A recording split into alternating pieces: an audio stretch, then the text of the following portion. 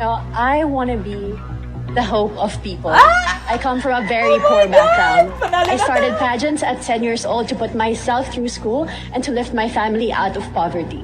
And if there's anything that I want to show the universe, I'm here right now. I'm standing as Miss Universe because I was able to get myself out of any situation because I was hardworking, I was persistent, and I fight for what I want. Thank you. Yes!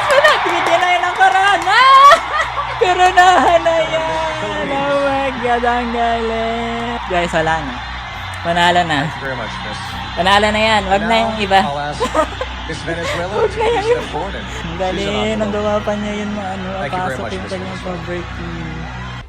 I work with an organization called Alon Academy, where we work with young people to provide them opportunities to make them realize that it doesn't matter what your life circumstances is, it doesn't define where you will go. And I want to continue working with Alon Academy in a bigger platform like Miss Universe to pursue making sure that people who come from low-income backgrounds are given the same opportunities as everyone else. Yeah, Thank you. galing! Galing! Thank you very much.